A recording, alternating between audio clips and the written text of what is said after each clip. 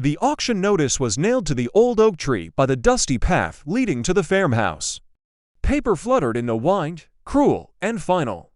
Mary Carter stared at it, eyes burning, the worn brim of her hat pulled low to hide the tears that refused to fall. She'd buried her husband 6 months ago, watched her dreams go into the ground with him, and now the land they had fought so hard to build was being torn from her hands by bankers in suits who didn't know the smell of rain on wheat. Her husband, Daniel, had been everything, strong, kind, stubborn as the soil he tilled, and when the accident came brutal and sudden, she'd been left with debt, grief, and acres of work she couldn't manage alone.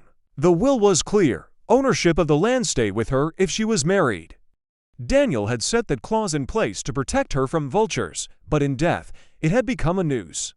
The only way to stall the auction was to be married again. But who would marry a widow with calloused hands and no future to promise? She wiped her palms on her skirt and walked back to her truck, the auction date burning in her brain. 3 weeks, that's all she had. It was Annie Lou from the feed store. Who offered the absurd idea first? What you need, darlin', is a husband in name only. Just long enough to sign the paper and keep those hounds at bay. A fake husband? Mary had scoffed. Annie had shrugged, sliding a bag of chicken feed across the counter. It ain't love you're after, just a name on a paper. You're tough, Mary, but nobody wins alone. Later that night, Mary sat on the creaky porch swing, staring at the stars. The land stretched before her, fields Daniel had worked, barns they'd painted, the house they'd built from the ground up. She couldn't let it go. She wouldn't. The next morning, she drove to the edge of town where the past met the future. In worn boots and sweat-stained shirts, the co-op bulletin board had odd jobs and lost dogs, and one flyer with a phone number and the words, willing to work, quiet, reliable, no questions asked. She called. The man who stepped onto her property 2 days later was tall, quiet, and carried the weight of solitude like an old coat. His name was Eli. He had broad shoulders, a weather-beaten face, and eyes that held the kind of silence that wasn't empty, it was full of something unspoken. Pain, maybe, or peace. Mary didn't ask. I need someone to help around the farm, she said, walking him through the barn. But more than that, I need someone to marry me. Just for a while. He didn't blink. You're not the first to ask, he said, voice low and steady. You've done this before. No. But I understand desperation. She studied him. He didn't smell of whiskey or speak like a liar. He didn't ask questions. Just nodded once and said, all right. I'll stay in the barn. They married at the courthouse the next week. No guests, no rings. Just a signature and 2 hearts that didn't beat for each other, but beat hard enough to survive. Eli worked. From dawn till dusk, he fixed fences, plowed fields, mended the broken gate Daniel had left half done.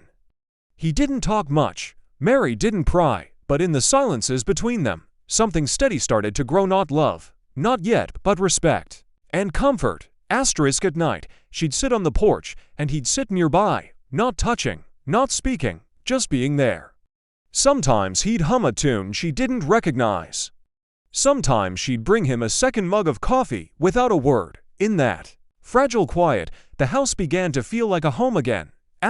But the world doesn't like quiet happiness. One morning, a county official showed up with a clipboard and a sneer. This marriage real? He asked, looking between them like a wolf sniffing out weakness. Mary held her head high.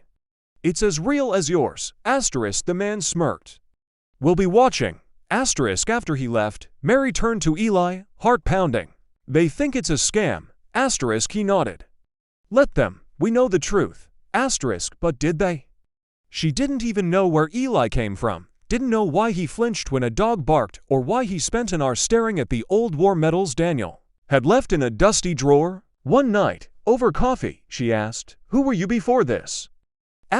He stared into his mug. A soldier, then a drifter. Then a man looking for somewhere to stop drifting. Why my farm? Because it looked like it needed saving. Like Emmy. She looked at him differently after that. The days grew warmer. The fields began to bloom. Together, they worked side by side. She taught him how to spot blight on the corn, and he taught her how to fix the old diesel tractor Daniel could never get to run. Laughter began to sneak into their conversations. And one evening, as the sun dipped low, Mary found herself watching Eli as he hauled hay, watching not with obligation, but with something like longing. She shook it off. This wasn't real, couldn't be. But hearts don't care for legal contracts. The trouble came back in the form of Sam Turner, a banker with a grin like oil and eyes like coin slots. He showed up a week before the auction date, waving papers and speaking in sugar. You still can't pay the debt, he said, and your little husband here doesn't have enough assets to change that. Mary clenched her fists. The paperwork says the paperwork says temporary marriages can be contested. You need proof of permanence, proof of permanence. Like photos, shared accounts, a kiss in public. A baby on the way. Sam grinned. I'll make it easy, sell me the land now. I'll let you keep the house. She slammed the door in his face. That night, she sat beside Eli, trembling. They'll take everything. He didn't speak, just stood, walked inside, and returned with an old metal box. Inside was a stack of bills, cash, worn and bundled, saved and hidden. My pension, he said. I never spent it. Never had anywhere to spend it. Mary stared at him, eyes wide. Eli, I can't. You're not taking it, he said. I'm giving it. You saved me when you asked me to stay. Let me save you back. They used the money to pay the remaining debt. The auction was cancelled. The land was hers again. But more than that, something else had changed. She cooked dinner that night, not because she had to, but because she wanted to. Eli washed up, humming again, and when she turned to thank him, he looked at her with that same silent depth that had once unnerved her, but now felt like home. Do you want to make it real? She asked, voice soft. His answer was a kiss, gentle, certain. In the weeks that followed, they began again, truly this time. No lies. No pretending. She learned that Eli had lost a wife once, long ago. That he'd wandered not because he wanted to, but because he hadn't believed he could find a second chance. She had been the first to offer it. Together, they rebuilt not just a farm, but a life. The soil grew rich again, and so did their laughter. Neighbors began to wave when they drove by. People stopped calling it Daniel's place and started calling it Mary and Eli's farm. And one evening, beneath the same old oak where the auction notice had once hung, Eli carved a small heart into the bark. Inside it, 2 letters, M and E.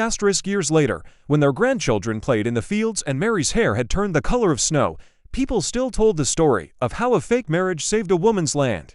But Mary would smile and correct them every time. It was never fake, she'd say. It just started that way. The rest was the most real thing I've ever known.